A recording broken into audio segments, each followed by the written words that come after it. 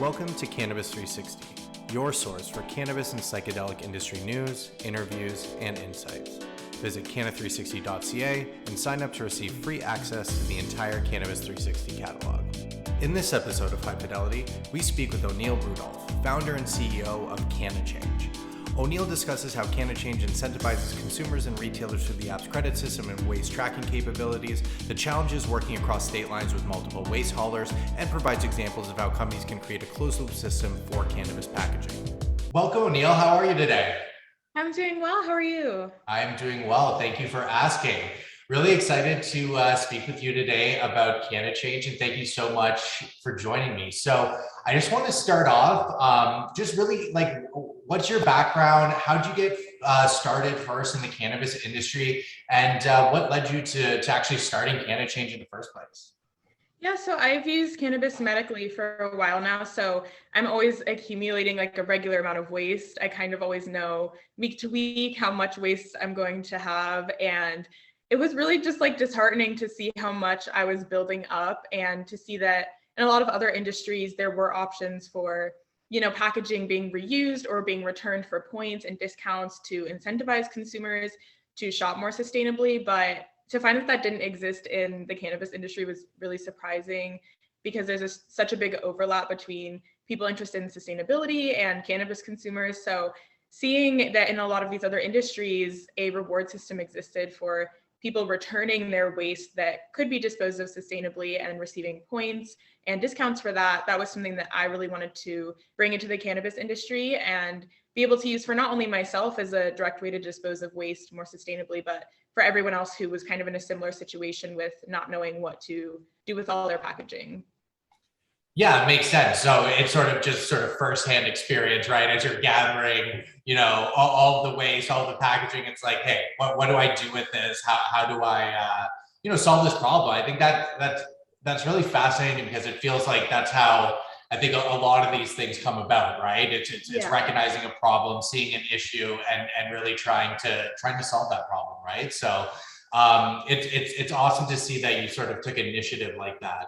And so you clearly recognize this problem that the cannabis industry is facing in terms of packaging waste. But you mentioned it a little bit there as well, and I want to kind of like dive into it. And this is you managed to incentivize cannabis consumers to reduce packaging from being diverted to landfills, which is sort of the end goal, I think, of cannachange at the end of the day. So can you really go over in a bit more detail the app itself, and particularly like how waste is tracked and credits actually function within it?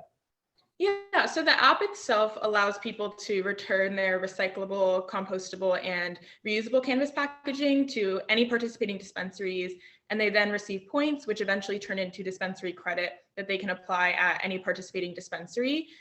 In terms of the way that the waste is tracked, we coincide that with our point system. So people receive 1 point for each packaging they return, each part of the packaging, each item, I guess you could say. And once they receive their 25 points, that's when they're receiving their $5 off credit for the dispensary.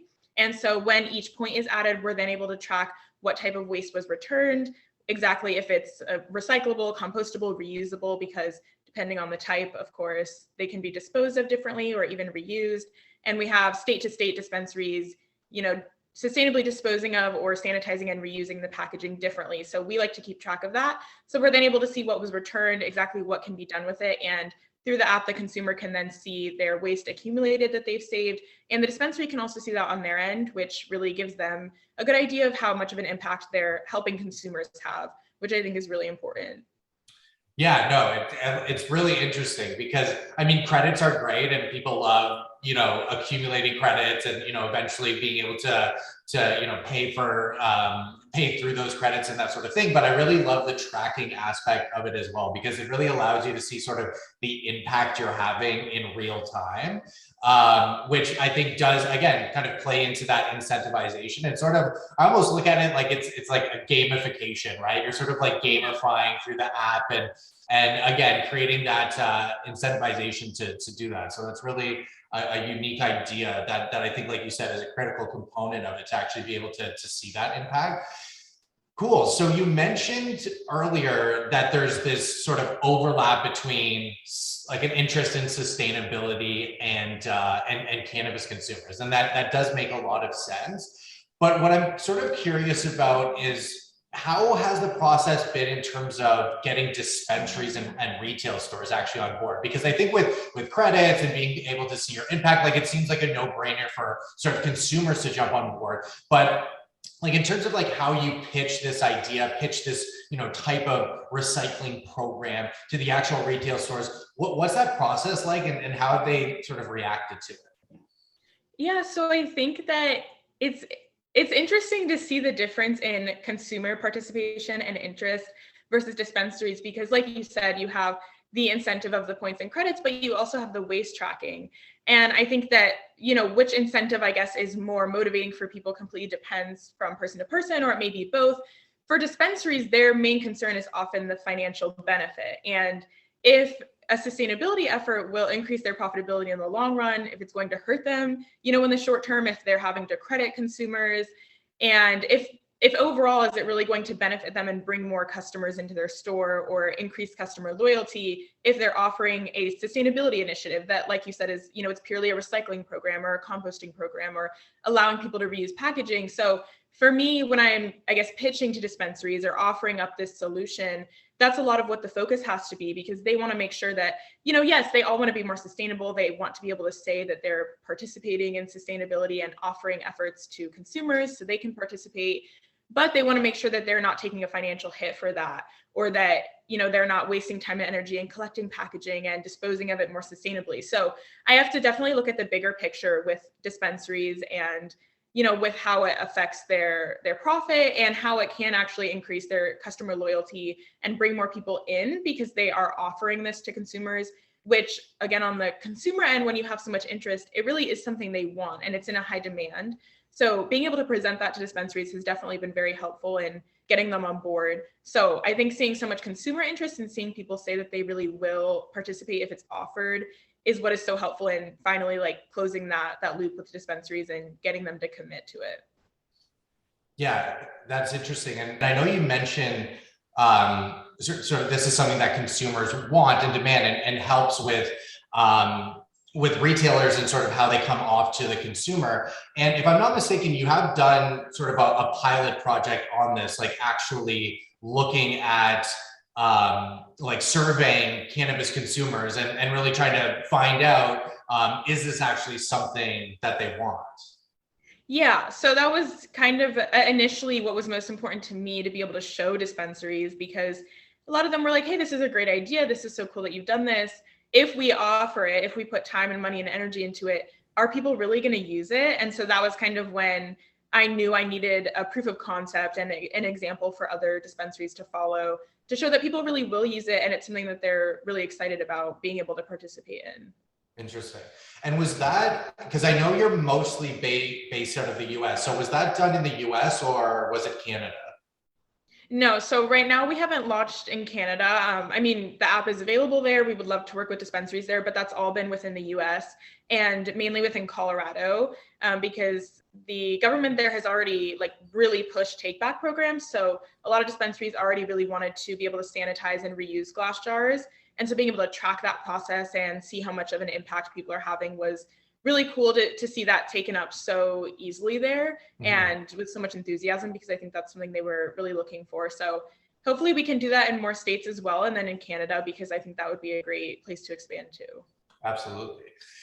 And so getting into that actually and kind of dealing with different states and stuff. So I kind of want to like get a bit more information on what the back end looks like in terms of like working with different waste haulers and processors.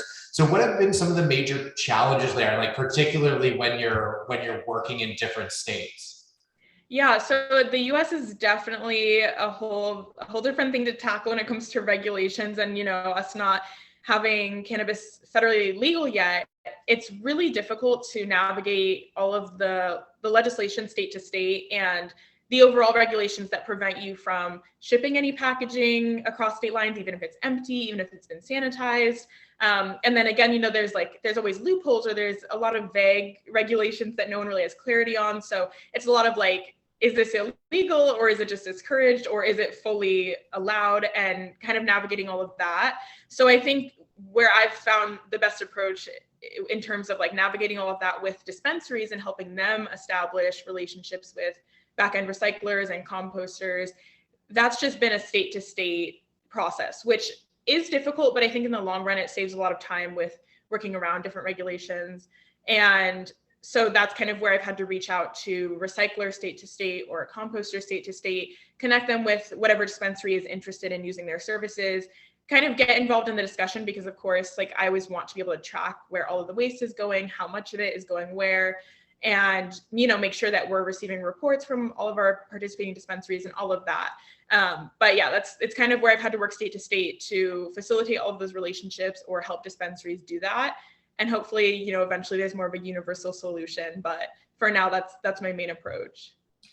Yeah, and I guess, was that like an expected challenge to you? Because I imagine you're like, okay, well, I have this great idea. I want to reduce waste going to landfills with cannabis packaging. I'm going to make this app. Now I have to get the app, on, these platforms that aren't necessarily that receptive to cannabis content in general. And then two, I imagine you probably thought, okay, well, I'm going to have to find a way to deal with retailers as well. But in terms of like expecting there to be like all of this, figuring all this stuff out on the back end, is that something that you really even expected to have to do? Or was that sort of a surprise then?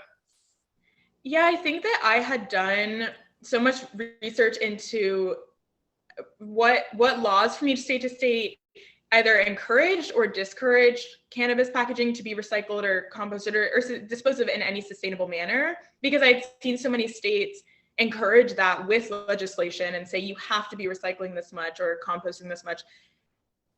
But then I think my focus kind of shifted away from that when I was like, well, can this even be dealt with universally? So it was almost like the last piece of the puzzle, because I had done so much research into like legislation state to state, but did not at all realize that it would be such an issue to have completely empty and sanitized cannabis packaging shipped, with a giant like recycling truck across state lines, or a curbside composter across state lines.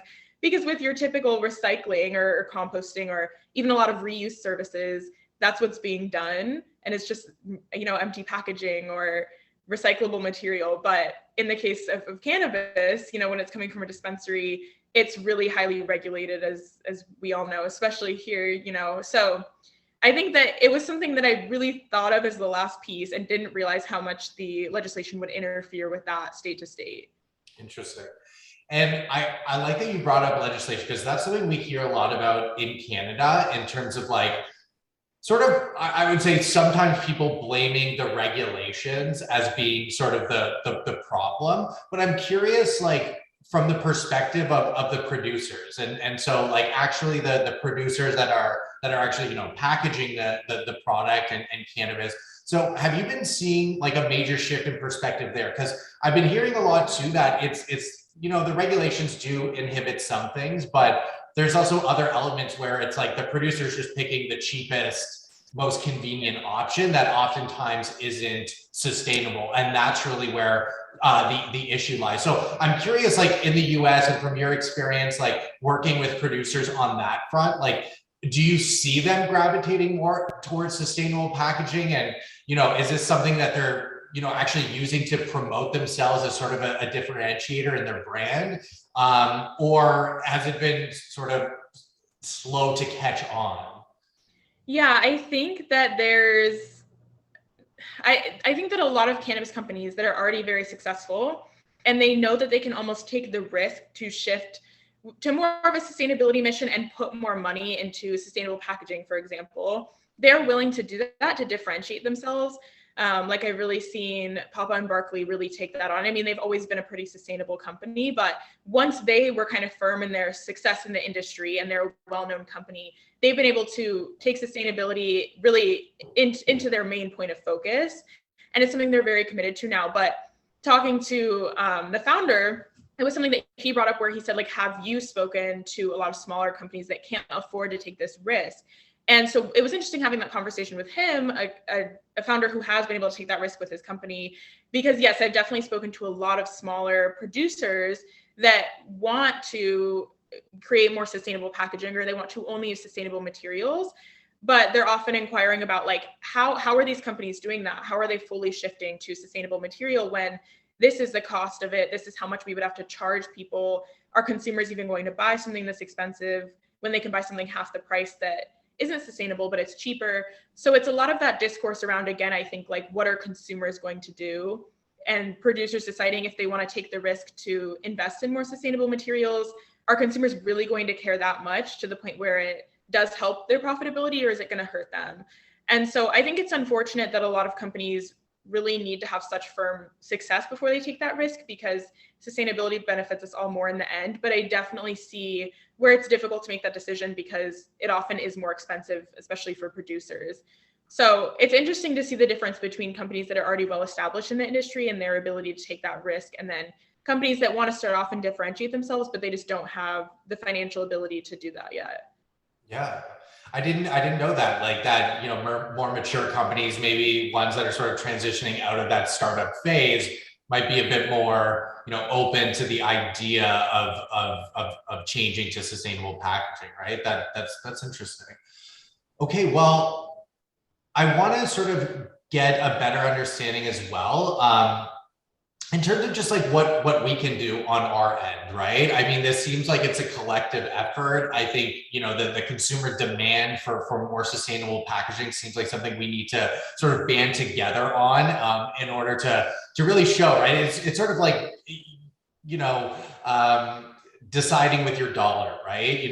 Like that is really what's going to impact the change. And as we see people, demanding more of this, then we'll actually see that shift, hopefully. So what can we do as consumers, in your opinion, to really sort of reach this goal of creating a more sustainable cannabis industry?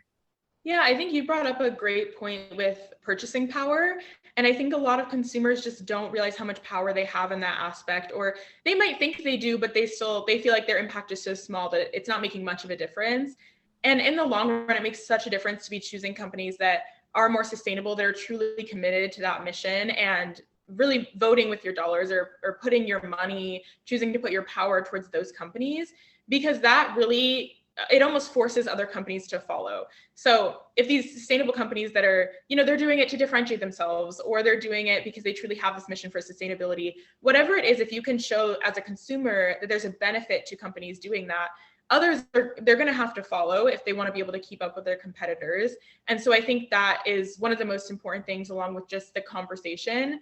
I think that the more you have people talking about sustainability in cannabis, the more awareness you have around it, the more education around it. And I think it's a topic that, people are aware of. There's a lot of packaging, and consumers see that, and dispensaries see that, but there's not always enough conversation around what we can do, because it feels like we're so powerless sometimes. So I think the conversation, I think using your money as your power as a consumer is a major aspect of that. And I think just being more intentional with what you're purchasing and how you're disposing of it, and how you're having these conversations with dispensaries or other consumers, or whoever it may be on really any side of the industry. Yeah.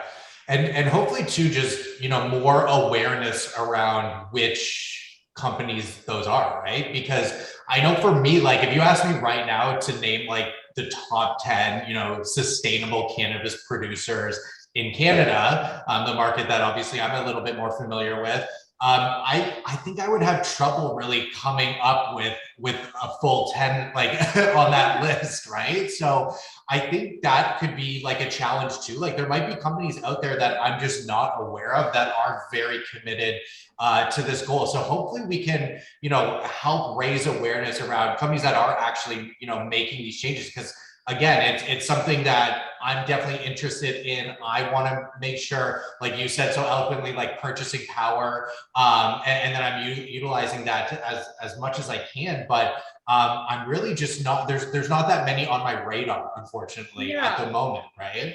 I think that's how it is for a lot of people too. Like, unless it's brought to your attention, how are you supposed to know that's really something to focus on or be aware of? So I think that's why these conversations becoming normal is so important, because then that awareness is brought into people's minds without you even really having to make the effort. It's just like a normal conversation that we're having about sustainability. But I think that's definitely why also, bringing these companies into the spotlight, that they may be smaller companies, they may be startups, or they may be these bigger companies that do have a mission for sustainability and you don't even know it's there. So I think that's why also bringing them into the conversation is so important. But yeah, definitely awareness and education is key to all of that. Mm-hmm. Yeah, no, so important on that end, absolutely. And so I guess finally what I want to ask is just what is sort of the end goal of cannachange? So I've heard you mention before you have this sort of objective of creating a closed loop system. And I think we sort of know what that means, but do you want to just elaborate a little bit? Yeah, so I think my end goal is really just getting every side of the industry involved in having this shared mission of whatever waste is created is then reused or disposed of sustainably in one way or another, which I think even when we're discussing recycling or compost, that can always be reused in some manner. So making sure that, from the top of the supply chain to the bottom, that this string of having a mission of sustainability is strongly enforced and is held throughout the entire chain. And I think that means getting a lot of different companies involved, a lot of different sides of the industry involved. But when that's all said and done, it is a much simpler system than like what we have now, which is so unorganized. And so I think I really just love using the story of a dispensary we have in Maine using cannachange because it really gives the perfect picture of a closed loop where they have a storefront and they also have a grow and they have completely compostable packaging. So their compostable packaging that's returned through cannachange is picked up by a curbside composter. It's ground up into biochar, which can be used in their grow. So it's returned by the curbside composter to the storefront, used in the grow, and then they package and sell what they grew in their compostable packaging again. So it's really this whole system that's, a complete circuit that they follow week to week. And it's giving them more product back. It's increasing their yield. They're using, of course, sustainable packaging. They're getting consumers involved using cannachange. So it's, having all these different aspects involved. It can definitely be a lot for companies that don't have all these pieces of the puzzle yet. But I think once you have that system going, it's pretty simple to follow and you really do see a benefit on every end of it. So hopefully other dispensaries and other sides of the industry can follow a similar model with recycling or composting or, reusing glass jars or whatever it may be, because I think that ends up working really well for everyone. Yeah, that's such a cool example. I haven't heard of that example before, and yeah, actually reusing it in the grow in the production as well. That's such a cool way. And like you said too, like reusing containers as well, and how that can even cut costs long term. And that being sort of like the full closed loop system that you were just mentioning, I think is such an interesting concept, and hopefully one that we are slowly but surely working to. Well, I mean, not slowly. I hope it becomes faster. And like you said, hopefully, federal legalization sort of simplifies some of these processes. Because, like you mentioned, like the fact that even if it's empty containers, not being able to ship that across state lines, just because it had cannabis in it at one point, like obviously creates just an already complicated supply chain, just making it even more difficult, right? Definitely. Yeah, I think legalization, it would make things much easier across the board, especially with a closed loop system, for example. So yeah, I'm always very hopeful of that. I know some people are, they have their doubts, but I always try to be optimistic. So I think that's on its way, and hopefully more sustainability in cannabis in general, but especially in packaging is also on its way, which I definitely see more of every day. So that makes me much more hopeful. Awesome. Well, I really appreciate it, O'Neil. Is there anything like you wanted to mention? How do people get in touch with you? How can they find out more about cannachange? What's the best way to connect? Yeah, so we're at cannachange just on all of our social media, on Instagram, we're on LinkedIn. Our website is also just cannachange.co.